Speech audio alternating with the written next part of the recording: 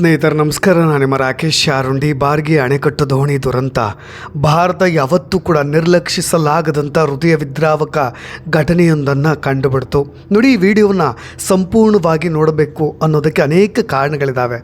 ಕೊನೆಯ ಕ್ಷಣಗಳು ಹೇಗಿತ್ತು, ಈಗ ಸದ್ಯ ವೈರಲ್ ಆಗ್ತಾ ಇರ್ತಕ್ಕಂಥ ವಿಡಿಯೋಗಳು, ಅಲ್ಲಿನ ಸಿಬ್ಬಂದಿಗಳು ಮಾಡಿದಂಥ ನಿರ್ಲಕ್ಷ್ಯ, ಲೈಫ್ ಜಾಕೆಟನ್ನು ಕೂಡ ಕೊಡದಂತೆ ಕೊನೆಯ ಕ್ಷಣದಲ್ಲಿ ಕೊಡಲಿಕ್ಕೆ ಮುಂದಾಗಿದ್ದು, ಆ ಕೊನೆಯ ಕ್ಷಣದ ಘನಘೋರ ಕ್ಷಣಗಳು ಹೇಗಿದ್ದವು ಅನ್ನೋದನ್ನು ಅಲ್ಲಿ ಪ್ರತ್ಯಕ್ಷ ಐ ವಿಟ್ನೆಸ್ ಆಗಿದ್ದಂಥ ವ್ಯಕ್ತಿ ಹಂಚಿಕೊಂಡಿದ್ದಾರೆ. ಅದನ್ನು ಕೂಡ ನಾನು ಡೀಟೇಲ್ಡಾಗಿ ಹೇಳ್ತಾ ಹೋಗ್ತೀನಿ.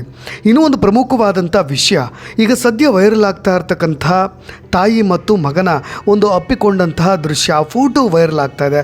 ಅದನ್ನು ಖುದ್ದಾಗಿಯೇ ಆ ಫೋಟೋಗೆ ಸಂಬಂಧಪಟ್ಟ ಹಾಗೆ ಇದು ಸುಳ್ಳು ಫೋಟೋ, ಈ ರೀತಿಯಾದಂಥ ಘಟನೆಯೇ ಅಲ್ಲಿ ಆಗಿಲ್ಲ ಅನ್ನೋ ರೀತಿಯಾದಂಥ ಚರ್ಚೆಗಳು ಸೋಷಿಯಲ್ ಮೀಡಿಯಾದಲ್ಲಿ ಆಗ್ತಾ ಇದೆ.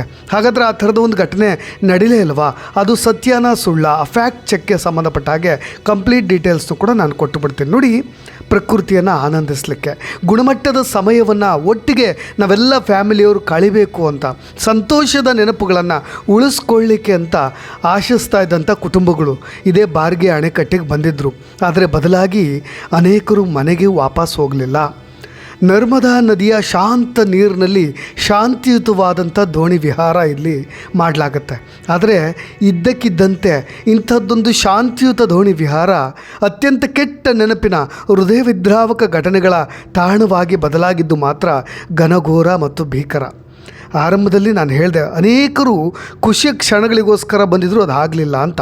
ಮಧ್ಯಪ್ರದೇಶದ ಜಬಲ್ಪುರದ ಬಾರ್ಗಿ ನೀರಿನಲ್ಲಿ ಸಂಭವಿಸಿದಂಥ ದುರಂತ, ಕ್ರೂಸ್ ಅಪಘಾತದ ನಂತರ ಮುಖ್ಯಮಂತ್ರಿ ಮೋಹನ್ ಯಾದವ್ ಅವರು ಜವಾಬ್ದಾರಿಯುತರನ್ನು ಹೊಣೆಗಾರರನ್ನಾಗಿ ಮಾಡಲಿಕ್ಕೆ ನಿರ್ಣಾಯಕ ಕ್ರಮಗಳನ್ನು ಕೂಡ ತೆಗೆದುಕೊಂಡಿದ್ದಾರೆ. ಎಕ್ಸ್ ಖಾತೆಯಲ್ಲೂ ಮುಖಾಂತರ ಅದನ್ನು ಹಂಚಿಕೊಂಡಿದ್ದಾರೆ. ನೋಡಿ, ಒಂದು ಕಠಿಣ ಕ್ರಮಗಳು, ಈ ಥರದೊಂದು ಕೃತ್ಯ ನಡೀಲಿಕ್ಕೆ ನಿಮಗೆ ಕೊನೆಯ ದೃಶ್ಯಗಳನ್ನು ಗಮನಿಸ್ತಾ ಇದ್ದೀರಿ. ಅಲ್ಲಿದ್ದಂಥ ಅನೇಕರಿಗೆ ಆಗ ತತ್ಕ್ಷಣಕ್ಕೆ ಲೈಫ್ ಜಾಕೆಟ್ಗಳನ್ನು ಕೊಡಲಿಕ್ಕೆ ಶುರು ಮಾಡಿದ್ದಾರೆ. ಆರಂಭದಲ್ಲೇ ಅದೆಲ್ಲವೂ ಕೂಡ ತುರ್ತಾಗಿ ಆಗಬೇಕಾಗಿತ್ತು. ಈ ಥರದೊಂದು ಅಪಘಾತ ನಮ್ಮ ಕಣ್ಣೆದುರಿಗೆ ಬಂದಾಗ ನಾವೆಲ್ಲರೂ ಕೂಡ ಸಾವಿನ ಮನೆಯ ಬಾಗಿಲನ್ನು ತಡೆದಾಗ ಕೊಡೋದಿದೆಯಲ್ಲ, ಅದು ಎಷ್ಟು ಬೇಜವಾಬ್ದಾರಿತನದ ಡ್ಯೂಟಿ, ಕರ್ತವ್ಯ ಅನ್ನೋದು ಇಲ್ಲಿ ಗೊತ್ತಾಗ್ತಾ ಇರೋದು. ಮಧ್ಯ ಬೋಟು ಆಲ್ಮೋಸ್ಟ್ ಮುಳುಗಿಬಿಟ್ಟಿದೆ. ಇನ್ನು ಮೂಗಿನವರೆಗೂ ಮುಳುಗಿದವ್ರಿಗೆ ಇನ್ನು ತಲೆ ಯಾವ ಲೆಕ್ಕ ಅನ್ನೋ ರೀತಿಯಾಗಿ ಒಬ್ಬ ವ್ಯಕ್ತಿ ಮಾತ್ರ ಅಲ್ಲಿ ನಿಂತ್ಕೊಂಡಿದ್ದಾನೆ. ಅನೇಕರಿಗೆ ಆಗ ಅಲ್ಲಿ ಒಳಗಿರ್ತಕ್ಕಂಥ ಲೈಫ್ ಜಾಕೆಟ್ಗಳನ್ನೆಲ್ಲವನ್ನು ಕೂಡ ವಿತರಿಸಲಾಗ್ತಾ ಇರೋದು. ಆ ಕ್ಷಣ ಅವ್ರು ಯಾವ ಮಟ್ಟಿಗೆ ಪ್ಯಾನಿಕ್ ಆಗಿರಬೇಡ ಅನ್ನೋದನ್ನು ನೀವಿಲ್ಲಿ ಊಹೆ ಮಾಡ್ಬೋದು. ಅನೇಕರು ಚೀರಾಡ್ತಾ ಇದ್ದಾರೆ, ಕೂಗಾಡ್ತಾ ಇದ್ದಾರೆ. ತತ್ಕ್ಷಣಕ್ಕೆ ಆ ಲೈಫ್ ಜಾಕೆಟನ್ನು ಹಾಕ್ಕೊಳ್ಳಿ ಅಂತ ಎಲ್ರಿಗೂ ಕೂಡ ವಿತರಣೆ ಮಾಡಲಾಗ್ತಾ ಇರೋದು. ಆಲ್ಮೋಸ್ಟ್ ಅವರೆಲ್ಲರೂ ಕೂಡ ಅರ್ಧ ಜೀವ ಹೋಗಿಬಿಟ್ಟಿದೆ ಅಂತ ಅನ್ನಿಸ್ತಾ ಇದೆ. ನೋಡಿ, cruise pilot Mahesh Patel, cruise helper ಆಗಿದ್ದಂಥ ಛೋಟೆಲಾಲ್ ಗೋಂಡೆ, ಜೊತೆಗೆ ಟಿಕೆಟ್ ಕೌಂಟರ್ ಇನ್ಚಾರ್ಜ್ ವಿಜೇಂದ್ರ ಅವರ ಸೇವೆಗಳನ್ನು ಈಗಾಗಲೇ ತಕ್ಷಣದಿಂದಲೇ ಜಾರಿ ಬರೋ ಹಾಗೆ ಸಸ್ಪೆಂಡ್ ಕೂಡ ಮಾಡಲಾಗಿದೆ. ಇನ್ನು ಹೋಟೆಲ್ ಮೈಕಲ್ ರೆಸಾರ್ಟ್ ಮತ್ತು ಬೋಟ್ ಕ್ಲಬ್ ಬಾರ್ಗಿಯ ವ್ಯವಸ್ಥಾಪಕ ಸುನಿಲ್ ಮರಾವಿ ಅವ್ರನ್ನ ಕರ್ತವ್ಯದಿಂದ ತೆಗೆದುಹಾಕಲಾಗಿದೆ. ಪ್ರಾದೇಶಿಕ ವ್ಯವಸ್ಥಾಪಕ ಸಂಜಯ್ ಮಲ್ಹೋತ್ರಾ ಅವ್ರನ್ನ ಪ್ರಧಾನ ಕಚೇರಿಗೆ ನಿಯೋಜನೆ ಮಾಡಲಾಗಿದೆ. ಅವ್ರ ವಿರುದ್ಧವಾಗಿ ಈಗ ತತ್ಕ್ಷಣದ ವಿಚಾರಣೆ ಕೂಡ ಆಗಬೇಕು. ಅವ್ರ ಕುಟುಂಬದವರಿಗೆ ಇದರಿಂದ ನ್ಯಾಯಯುತವಾದಂಥ ಏನೆಲ್ಲ ಸಹಾಯಗಳಿದೆ, ಪ್ರಾಮಾಣಿಕವಾದಂಥ ನ್ಯಾಯವನ್ನು ಒದಗಿಸಬೇಕಾಗಿದೆ, ಎಲ್ಲವನ್ನು ಕೂಡ ಮಾಡ್ತೀವಿ. ಭವಿಷ್ಯದಲ್ಲಿಂಥ ದುರಂತ ಆಗದಂತೆ ನಾವೊಂದು ದೊಡ್ಡ ಸಂಕಲ್ಪವನ್ನು ಕೊಡ್ತಾ ಇದ್ದೀವಿ ಅಂತ ಒಂದು ಸ್ಪಷ್ಟ ಸಂದೇಶ ಸರ್ಕಾರದಿಂದ ಹೋಗಿರೋದು. ಆದರೆ ಹೋದ ಜೀವಗಳಿಗೆ ಎಲ್ಲೂ ಕೂಡ ಕಿಂಚಿತ್ತೂ ಬೆಲೆ ಇಲ್ಲದಂತೆ ಏನೆಲ್ಲ ಪ್ರಾಥಮಿಕವಾಗಿ ಪಾಲಿಸಬೇಕಾಗಿದ್ದಂಥ ಪ್ರೋಟೋಕಾಲ್ಸ್ಗಳನ್ನು ಅವರು ಪಾಲಿಸಲಿಲ್ಲ. ನೋಡಿ, ಕೊನೆಯ ಕ್ಷಣಗಳ ಬಗ್ಗೆ ನಾನು ಮಾತನಾಡ್ತಾ ಇದ್ದೀನಿ. ಬರ್ಗಿ ಅಣೆಕಟ್ಟು ಮಧ್ಯಪ್ರದೇಶದ ಪ್ರಸಿದ್ಧ ಪ್ರವಾಸಿ ತಾಣಗಳಲ್ಲಿ ಒಂದು. ಈ ಜಬಲ್ಪುರದಲ್ಲಿ ಭಾಗದಲ್ಲಿ ಬರ್ತಾ ಇರತಕ್ಕಂಥ ಒಂದು ದೋಣಿ ವಿಹಾರದ ಒಂದು ಪ್ರದೇಶ. ಸೂರ್ಯಾಸ್ತದ ವಿಹಾರ ಮತ್ತು ನರ್ಮದಾ ನದಿಯ ಸುಂದರ ವೀವ್ಗಳನ್ನು ನೋಡಲಿಕ್ಕೆ ಪ್ರವಾಸಿಗರನ್ನು ಆಕರ್ಷಣೆ ಮಾಡ್ತಕ್ಕಂಥ ಸ್ಥಳ ಇದು. ಘಟನೆಯ ದಿನ ಪ್ರವಾಸಿಗರು ವಿಶ್ರಾಂತಿಯ ಅನುಭವವನ್ನು ನಿರೀಕ್ಷಣೆ ಮಾಡ್ತಾ ಈ ಕ್ರೂಸ್ ದೋಣಿಯನ್ನು ಹತ್ತಾರೆ. ಕುಟುಂಬದವರು, ಮಕ್ಕಳು ಮತ್ತು ಸಂದರ್ಶಕರ ಗುಂಪುಗಳು ಎಲ್ಲರೂ ಕೂಡ ಹಡಗಿನಲ್ಲಿದ್ದರು. ಆ ವಾತಾವರಣವನ್ನು ಆನಂದಿಸ್ತಾ ಇದ್ದರು. ಸಾಮಾನ್ಯ ಒಂದು ಪ್ರವಾಸಿ ಸವಾರಿಯಂತೆ ಪ್ರಾರಂಭ ಆಗಿದ್ದಿದ್ದು ತತ್ಕ್ಷಣಕ್ಕೆ ಏನಾಗ್ಬಿಡುತ್ತೆ, ಹವಾಮಾನದಲ್ಲಿ ಹಠಾತ್ ಬದಲಾವಣೆಗಳಾಗ್ಬಿಡುತ್ತೆ. ನೋಡಿ, ಪ್ರಕೃತಿಯ ಮುಂದೆ ನಾವೆಲ್ಲರೂ ಕೂಡ ತೃಣಕ್ಕೆ ಸಮಾನ ಅಂತ ಹೇಳಿ ಕರೆಯೋದು ಇಂಥ ಸಂದರ್ಭಗಳನ್ನು ನೋಡಿದಾಗ. ಅತೀ ವೇಗವಾಗಿ ಬೀಸಿಬಿಡುತ್ತೆ ಗಾಳಿ. ಹವಾಮಾನ ವರದಿ ನಮಗೆಲ್ರಿಗೂ ಕೂಡ ವೆದರ್ ರಿಪೋರ್ಟ್ ತತ್ಕ್ಷಣಕ್ಕೆ ಗೊತ್ತಾಗಿರುತ್ತೆ, ಆದ್ರೂ ಕೂಡ ಅದನ್ನು ಮೀರಿ ನಾವು ಪ್ರಕೃತಿಯ ವಿರುದ್ಧವಾಗಿ ನಡೀತೀವಿ ಅಂತ ಹೋದಾಗ ಈ ಥರದ ಘಟನೆಗಳಾಗೋದು. ಆ ನೀರಿನ ಪರಿಸ್ಥಿತಿಯು ಕೂಡ ಬದಲಾಗಿಬಿಡುತ್ತೆ. ಆ ದೋಣಿಯ ಸ್ಥಿರತೆ ಕಂಟ್ರೋಲ್ ತಪ್ಪಿಬಿಡುತ್ತೆ. ಪ್ರಯಾಣಿಕರಲ್ಲಿ ಭಯಭೀತ ಶುರುವಾಗ್ಬಿಡುತ್ತೆ. ಕೆಲವೇ ಕ್ಷಣಗಳಲ್ಲಿ ಹಡಗು ಮಗುಚಿ ಜನರನ್ನು ಕೂಡ ನೀರಿಗೆ ಬಿಸಾಕಿಬಿಡುತ್ತೆ. ನೋಡಿ, ನಿಮಗೆ ಆ ಕೊನೆಯ ಕ್ಷಣದ ಪ್ಯಾನಿಕ್ ಕ್ಷಣಗಳು. ಆ ಬದುಕುಳಿದವರು ಅಲ್ಲಿನ ಅವ್ಯವಸ್ಥಿತಿಯ ಭಯದ ದೃಶ್ಯಗಳನ್ನು ವಿವರಿಸ್ತಾ ಇದ್ದರು. ದೋಣಿ ಅಪಾಯಕಾರಿ ಅಂತ ಹೇಳಿ ಪ್ರಯಾಣಿಕರು ಕಿರ್ಚಲಿಕ್ಕೆ ಶುರು ಮಾಡಿಬಿಟ್ರು. ಎಲ್ಲೋ ನಾವು ಬದುಕೋದಿಲ್ಲ, ಆಗ್ತಾಯಿಲ್ಲ ನಮಗೆ ಅಂತ ಹೇಳಿ ಕೆಲವೊಬ್ಬರು ದೋಣಿನ ಗಟ್ಟಿಯಾಗಿ ಹಿಡ್ಕೊಳ್ಳಿಕ್ಕೆ ಪ್ರಯತ್ನ ಪಟ್ಟರಂತೆ. ಇನ್ನು ಕೆಲವೊಬ್ಬರು ದೋಣಿಯಿಂದ ಬೇರೆ ನೀರಿಗೆ ಹಾರಲಿಕ್ಕೆ ಶುರು ಮಾಡಿಬಿಟ್ರಂತೆ. ಇನ್ನು ದೋಣಿನ ಇನ್ನೊಂದಿಷ್ಟು ಜನರನ್ನ ನೀರಿಗೆ ಎತ್ತೆಸೆಯಲ್ಪಡ್ತಂತೆ. ಪೋಷಕರು ಆ ಕ್ಷಣದಲ್ಲಿ ಅವರು ಪ್ರತಿಯೊಬ್ಬ ತಂದೆ ತಾಯಿ ನೋಡಿ, ಈ ಕ್ಷಣದಲ್ಲಿ ನಾವು ತಾಯಿ ತಂದೆಯ ತ್ಯಾಗವನ್ನು ಮೆಚ್ಚಲೇಬೇಕು. ಅನೇಕ ಪೇರೆಂಟ್ಸ್ಗಳು ನಮ್ಮ ಮಕ್ಕಳಲ್ಲಿದ್ದಾರೆ ಅಂತ ಹುಡುಕಾಡ್ತಾ ಇದ್ದಾರೆ. ನಮ್ಮ ಪ್ರಾಣ ಹೋಗಿಬಿಡಲಿ, ಅವ್ರನ್ನಾದರೂ ಸೇಫ್ ಮಾಡಬೇಕು ಅಂತ. ಮಕ್ಕಳು ಸಹಾಯಕ್ಕಾಗಿ ಅವರು ಕೂಡ ಕೂಗ್ತಾ ಇದ್ದಾರೆ, ಅಪ್ಪ ಅಮ್ಮ ಅಂತೇಳಿ ಅವರು ಕೂಡ ಕೂಗಾಡ್ತಾ ಇದ್ದಾರೆ. ಕುಟುಂಬಗಳು ಏನೆಲ್ಲ ಇದ್ವಲ್ಲ ಅಲ್ಲಿ ಟೀಮು, ನಮ್ಮ ಫ್ಯಾಮಿಲಿ ಅಂತ ಬಂದಂಥವು ಎಲ್ಲವೂ ಕೂಡ ಕೆಲವೇ ಸೆಕೆಂಡ್ಗಳಲ್ಲಿ, ಫ್ರ್ಯಾಕ್ಷನ್ ಆಫ್ ಎ ಸೆಕೆಂಡ್ಗಳಲ್ಲಿ ಬೇರ್ಪಟ್ಟಿದ್ದಾವೆ.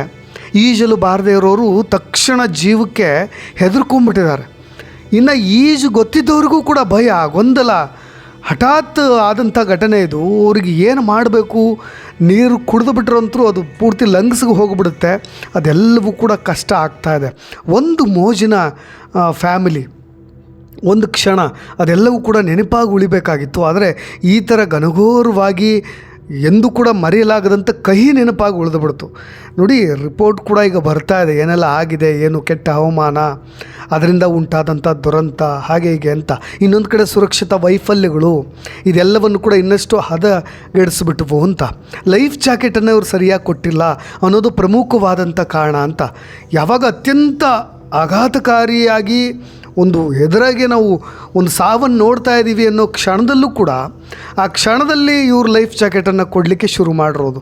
ಆ ಸಂದರ್ಭದಲ್ಲಿ ಇವರಿಗೆ ದೋಣಿ ಯಾವಾಗ ಮುಳುಗಲಿಕ್ಕೆ ಪ್ರಾರಂಭ ಆಯಿತು ಅದಾದಮೇಲೆ ಜಾಕೆಟನ್ನು ವಿತರಿಸಲಿಕ್ಕೆ ಪ್ರಾರಂಭ ಮಾಡಿರೋದು. ಎಮರ್ಜೆನ್ಸಿ ಸಂದರ್ಭಗಳಲ್ಲಿ ಬಹುತೇಕ ಇದು ನಿಷ್ಪ್ರಯೋಜಕ ಕೆಲಸ. ಇದು ಆರಂಭದಲ್ಲೇ ಕೊಡಬೇಕಾಗಿತ್ತು. ಅಪಾಯ ಪ್ರಾರಂಭ ಆಗೋ ಮೊದಲೇ ಇವರೆಲ್ಲರೂ ಕೂಡ ಲೈಫ್ ಜಾಕೆಟನ್ನು ಧರಿಸಿದರೆ ಆಲ್ಮೋಸ್ಟ್ ಒಂದು ಸ್ವಲ್ಪ ಸಾವಿನ ಸಂಖ್ಯೆಯನ್ನು ಕಡಿಮೆ ಮಾಡ್ಬೋದಿತ್ತು. ಇದು ದೊಡ್ಡ ನಿರ್ಲಕ್ಷ್ಯ ಸಂಕೇತಗಳಲ್ಲಿ ಇದು ಒಂದು ಮೊದಲಾಗುತ್ತೆ. ಅದಾದಮೇಲೆ ದೋಣಿಯಲ್ಲಿ ಏನು ಶಿಫಾರಸು ಇರುತ್ತಲ್ಲ, ಇಷ್ಟೇ ಲಿಮಿಟ್ಸ್ ಹೋಗಬೇಕು ಅಂತ ಹೆಚ್ಚಿನ ಪ್ರಯಾಣಿಕರು ಕೂಡ ಪ್ರಯಾಣ ಮಾಡ್ತಾ ಇದ್ರಂತೆ. ಇಂಥ ಕಠಿಣ ಹವಾಮಾನದ ಸಮಯದಲ್ಲಿ ಮಿತಿ ಮೀರಿದಂಥ ಜನದಟ್ಟಣೆ ಈ ದೋಣಿಯ ಬ್ಯಾಲೆನ್ಸ್ನ ತಪ್ಪಿಸ್ಬಿಟ್ಟಿದೆ. ಅದು ಕೂಡ ಈಗ ಚರ್ಚೆ ಆಗ್ತಾ ಇರೋದು. ನೋಡಿ, ಅದಾದ ಮೇಲೆ ಅಲ್ಲಿಂದ ತತ್ಕ್ಷಣಕ್ಕೆ ಅವ್ರನ್ನ ಏನಾದರೂ ಸ್ಥಳಾಂತರ ಮಾಡಲಿಕ್ಕೆ, ಏಕಾಏಕಿಯಾಗಿ ಈ ಥರದ ಅಪಘಾತಗಳಾದಾಗ ಅವ್ರನ್ನ ಸ್ಥಳಾಂತರಿಸುವಂಥ ವ್ಯವಸ್ಥೆ ಕೂಡ ಇಲ್ಲ ಅಲ್ಲಿ. ಇಂಥ ಬಿಕ್ಕಟ್ಟುಗಳನ್ನು, ಇಂಥ ಕ್ರೂಷಿಯಲ್ ಕಂಡೀಷನ್ಸ್ಗಳನ್ನು ನಿಭಾಯಿಸಲಿಕ್ಕೆ ಟ್ರೈನಿ ಯಾರಾದರೂ ತುರ್ತು ಸಿಬ್ಬಂದಿಗಳಿಲ್ಲ ಅಲ್ಲಿ. ಘಟನೆ ಸಂದರ್ಭದಲ್ಲಿ ಪ್ರಯಾಣಿಕೆ ಸರಿಯಾದಂಥ ಡೈರೆಕ್ಷನ್ ಕೊಡೋರು ಇಲ್ಲ. ನೋಡಿ, ಯಾವ ರೀತಿಯಾದಂಥ ಲೂಪ್ ಹೋಲ್ಸ್ಗಳಾಗಿರೋದು. ಇನ್ನೊಂದು ಕಡೆ ತುಂಬ ಚರ್ಚೆ ಆಗ್ತಾ ಇರೋದು, ಇಡೀ ದೇಶದ ತುಂಬೆಲ್ಲ ಚರ್ಚೆ ಆಗ್ತಾ ಇರೋದು ಒಂದು ತಾಯಿ ಮಗನ ಬಾಂಧವ್ಯ, ತ್ಯಾಗ, ಪ್ರೀತಿ, ಆ ಮಮತೆ, ಆ ಕರುಳಿನ ಬಾಂಧವ್ಯದ ಬಗ್ಗೆ ಒಂದು ಫೋಟೋ ತುಂಬ ವೈರಲ್ ಆಗ್ತಾ ಇದೆ. ಅದ್ರ ಬಗ್ಗೆ ಕಿಡಿಗೇಡಿಗಳು ಅದು ಕೂಡ ಸುಳ್ಳು ಅಂತ ಹೇಳಿ, ಯಾಕೆಂದರೆ ಒಂದು ಫೋಟೋ ವೈರಲ್ ಆಗ್ತಾ ಇರೋದು. ಆ ಫೋಟೋವನ್ನು ವೈರಲ್ ಮಾಡಿದಂಥ ಪೊಲೀಸ್ ಅಧಿಕಾರಿಯೇ ಒಂದು ಕ್ಲಾರಿಫಿಕೇಷನ್ ಕೊಟ್ಟಿದ್ದಾರೆ ಎಕ್ಸ್ ಖಾತೆಯಲ್ಲಿ.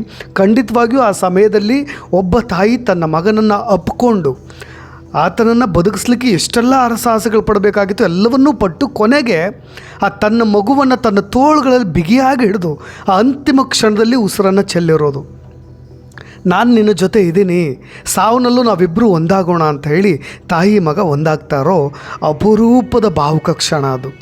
ಆದರೆ ಇದೀಗ ಫೋಟೋ ವೈರಲ್ ಆಗ್ತಾಯಿದೆ. ಆ್ಯಕ್ಚುಲಾಗಿ ಆ ಫೋಟೋದಲ್ಲಿರ್ತಕ್ಕಂಥದ್ದು ಅದೇ ತಾಯಿ ಮಗ ಅಲ್ಲ, ಅದು ಕಪೋಲ ಕಲ್ಪಿತ. ಅಂದರೆ ಎಐಗೆ ಇನ್ಸ್ಟ್ರಕ್ಷನ್ಸ್ ಕೊಟ್ಟರೆ, ನೀವು ಪ್ರಾಂಪ್ಟ್ ಕೊಟ್ಟರೆ ಏನು ಕೊಡುತ್ತಲ್ವ ಫೋಟೋ, ಆ ಫೋಟೋ ಅದು. ತಾಯಿ ಮತ್ತು ಮಗು ತನ್ನ ತೋಳುಗಳಲ್ಲಿ ಬಿಗಿಯಾಗಿ ಹಿಡಿದುಕೊಂಡಿರೋದು. ಹಾಗಾಗಿ ಆ ಫ್ಯಾಕ್ಟ್ ಚೆಕ್ ಮಾಡಿದಾಗ ಅದು ಫೇಕ್ ಅನ್ನೋದು ಅಷ್ಟೇ ಗೊತ್ತಾಗಿರೋದು. ಆದರೆ ಆ ಥರದ ಘಟನೆಯೇ ನಡೀಲಿಲ್ವಾ, ಆ ಥರದ ಸಂದರ್ಭ ಸನ್ನಿವೇಶವೇ ಸೃಷ್ಟಿ ಆಗಿರಲಿಲ್ವಾ, ಅದು ಸುಳ್ಳು. ಅದಾಗಿದೆ ಖಂಡಿತವಾಗಿಯೂ ಅಂತ. ನೋಡಿ, ಈ ದುರಂತದ ಆದ ಮೇಲೆ ಅಪಘಾತ ಸ್ಥಳಕ್ಕೆ ಯಾರೆಲ್ಲ ಬಂದರು, ತಕ್ಷಣಕ್ಕೆ ಅವ್ರನ್ನೆಲ್ಲ ಬದುಕಿಸ್ಲಿಕ್ಕೆ ಏನೆಲ್ಲ ಪ್ರಯತ್ನಗಳನ್ನು ಪಟ್ಟರು ಎಲ್ಲವೂ ಕೂಡ ನೀವು ಈಗ ನೋಡ್ತಾ ಇದ್ದೀರ. ಆದರೆ ನಾನು ಒಂದು ಮೆಸೇಜ್ನ ಪಾಸ್ ಮಾಡಲಿಕ್ಕೆ ನನ್ನ ವಿಡಿಯೋ ಮುಖಾಂತರ ಹೇಳ್ತಾ ಇರೋದು, ನೋಡಿ, ಪ್ರಯಾಣಿಕರ ಸಂಖ್ಯೆ ಕಂಟ್ರೋಲ್ಡಲ್ಲಿದೆಯಾ, ಇಲ್ಲದೇ ಇದ್ದರೆ ನೀವು ಹತ್ತಲಿಕ್ಕೆ ಹೋಗಬೇಡಿ. ಹವಾಮಾನ ಮೇಲ್ವಿಚಾರಣೆ ಆಗಿದೆಯಾ ತಿಳಿದುಕೊಳ್ಳಿ. ಅಂದರೆ ನೀರಿಗೆ ಇಳಿಬೇಕಾದ್ರೆ ನೀವು ಹೆಚ್ಚಾಗಿ ಪೈಲಟ್ಗಳಿಗೆ ಆ ಥರದ ಇನ್ಸ್ಟ್ರಕ್ಷನ್ಸ್ ಎಲ್ಲವೂ ಕೂಡ ಇರುತ್ತೆ. ಒಂದು ವಿಮಾನ ಅದ್ರ ಮುಂಚೆಯೂ ಕೂಡ ವೆದರ್ ರಿಪೋರ್ಟ್ ತುಂಬ ಇಂಪಾರ್ಟೆಂಟ್ ಆಗುತ್ತೆ. ವಿಮಾನ ಹತ್ತುವ ಮುನ್ನ ಕಡ್ಡಾಯ ಲೈಫ್ ಜಾಕೆಟ್ಗಳು ಇರಬೇಕಾಗುತ್ತೆ. ಅದನ್ನು ನೀವು ಕ್ರಾಶ್ ಚೆಕ್ ಮಾಡಿಕೊಳ್ಬೇಕು. ಇನ್ನು ಸಿಬ್ಬಂದಿಗಳಿಗೆ ತುರ್ತು ತರಬೇತಿ ಆಗಿದೆಯಾ, ವೆಲ್ ನೋನ್ ಎಕ್ಸ್ಪೀರಿಯನ್ಸ್ಡ್ ಏನಾದರೂ ಸಿಬ್ಬಂದಿಗಳಿದ್ದಾರಾ, ಅಲ್ಲಿರ್ತಕ್ಕಂಥ ಸಲಕರಣೆಗಳು ಅವನ್ನು ಕೂಡ ತಪಾಸಣೆ ಮಾಡಬೇಕು. ಎಮರ್ಜೆನ್ಸಿ ಎಕ್ಸಿಟ್ಗಳು ವರ್ಕ್ ಆಗುತ್ತೋ ಇಲ್ವೋ ಕ್ರಾಶ್ ಚೆಕ್ ಮಾಡಬೇಕಾಗತ್ತೆ. ಇದು ಸಾರ್ವಜನಿಕರ ಜವಾಬ್ದಾರಿ ಕೂಡ. ಲೈಫ್ ಜಾಕೆಟ್ ಇಲ್ಲದೆ ಇದ್ರೆ ಹತ್ತಲಿಕ್ಕೆ ಹೋಗಬೇಡಿ. ಓವರ್ಲೋಡ್ ಅವ್ರು ದೋಣಿ ತುಂಬಿಸ್ತಾ ಇದ್ದಾರಾ, ಜನರನ್ನ ಹತ್ತಿಸಿ ಅವ್ರು ದುಡ್ಡು ಮಾಡ್ಕೊಳ್ಳೋದಕ್ಕೆ ಹೋಗಲೇಬೇಡಿ. ಹವಾಮಾನ ಪರಿಸ್ಥಿತಿ ಕಡೆಗೂ ಗಮನ ಕೊಡಿ. ಸುರಕ್ಷತಾ ಸೂಚನೆಗಳ ಕಡೆಗೂ ಕೂಡ ನೀವು ಗಮನ ಹರಿಸ್ಬೇಕಾಗತ್ತೆ. ಉಲ್ಲಂಘನೆಗಳು ಮಾಡಿದ್ರೆ, ತರಬೇತಿ ಇಲ್ಲದೇ ಇರೋರು ಇದ್ದರೆ, ಉತ್ತಮ ಸಾರ್ವಜನಿಕವಾದಂಥ ಜಾಗೃತಿಗಳನ್ನು ನೀವು ನೆಗ್ಲೆಕ್ಟ್ ಮಾಡಿಬಿಟ್ರೆ ಈ ಥರದ ದೊಡ್ಡ ಘಟನೆಗಳು ಹಾಗೇ ಆಗುತ್ತೆ. ಎಂದಿರಿಗೂ ಹಿಂತಿರುಗದಂಥ ಪೋಷಕರಿಗೋಸ್ಕರ ಮಕ್ಕಳು ಕಾಯ್ತಾ ಇದ್ದಾರೆ. ಕಳೆದು ಹೋದ ಮಗುವನ್ನು ನೋಡಿ ಪೋಷಕರು ಹೇಳ್ತಾ ಇದ್ದಾರೆ. ಒಂದು ರಜೆಯ ಬದಲು ಅಂತ್ಯಕ್ರಿಯೆಗಳನ್ನು ಮಾಡುವಂಥ ಪ್ಲ್ಯಾನ್ಗಳಾಗಿಬಿಟ್ಟಿದೆ. ನಾವು ಈ ರಜಾ ದಿನಗಳು ಹಾಲಿಡೇಸ್ನ ಎಂಜಾಯ್ ಮಾಡಬೇಕು ಅಂದಂಥ ಕುಟುಂಬ ಅದು. ನೋಡಿ ಈಗ ಎಂತಹ ಸಂದರ್ಭಗಳು, ಅವರು ವಾರದ ಪೂಜೆಗಳು, ತಿಥಿ, ಇವೆಲ್ಲ ಕಾರ್ಯಕ್ರಮಗಳನ್ನು ಮಾಡೋದರಲ್ಲಿ ತುಂಬಿ ಹೋಗಿರೋದು. ನೋಡಿ, ಈ ದುರಂತವನ್ನು ತಡೆಯಬಹುದಿತ್ತು, ಆದರೆ ಅದು ಸಾಧ್ಯವಾಗಿಲ್ಲ. ಇನ್ನಷ್ಟು ನೋವಿನಿಂದ ಕೂಡಿದಂಥ ಪರಿಣಾಮವಾಗಿ ಬದಲಾಗಿರೋದು. ಬಾರ್ಗಿ ಅಣೆಕಟ್ಟಿನಲ್ಲಿ ಸಾವನ್ನಪ್ಪಿದ ಜೀವಗಳಿಗೆ ಇಡೀ ಭಾರತ ಶೋಕಿಸ್ತಾ ಇದೆ. ತಾತ್ಕಾಲಿಕ ಆಕ್ರೋಶದಿಂದ ದೀರ್ಘಕಾಲಿಕ ಸುಧಾರಣೆಯತ್ತ ನಾವೆಲ್ಲರೂ ಕೂಡ ಬದಲಾಗಬೇಕು. ಈ ಘಟನೆಯಿಂದಾದರೂ ಇನ್ನು ಮುಂದೆ ಬದಲಾಗಬೇಕು. ಏಕೆಂದರೆ ಯಾವುದೇ ಕುಟುಂಬ ಶಾಂತಿಯುತ ದೋಣಿ ವಿಹಾರಕ್ಕೆ ಹೋಗಿ ಮನೆಗೆ ಹಿಂತಿರುಗಬಾರ್ದು ಅನ್ನೋ ರೀತಿಯಾಗಿ ಆಗಬಾರ್ದು ಅನ್ನೋದಕ್ಕೆ ಇದನ್ನು ಮತ್ತೆ ಹೇಳ್ತಾ ಇದ್ದೀನಿ. ಯಾವುದೇ ತಾಯಿಯು ತನ್ನ ಮಗುವನ್ನು ಎಂದಿಗೂ ಕೂಡ ಸಂಭವಿಸಬಾರದ ವಿಪತ್ತಿನಿಂದ ರಕ್ಷಿಸಲಿಕ್ಕೆ ತನ್ನ ಕೊನೆಯ ಕ್ಷಣಗಳನ್ನು ಈ ರೀತಿ ಕಳೀಬೇಕಾಗಿಲ್ಲ ಅನ್ನೋದನ್ನು ಕೂಡ ನಾವು ಮನದಲ್ಲಿ ಇಟ್ಕೊಬೇಕು ಅಂತ ಹೇಳ್ತಾ ಇನ್ನಷ್ಟು ಅಪ್ಡೇಟ್ಸ್ಗಳೊಂದಿಗೆ ಮತ್ತೆ ಬರ್ತೀನಿ. ನಾನು ರಾಕೇಶ್ ಆರುಡಿ. ಧನ್ಯವಾದ.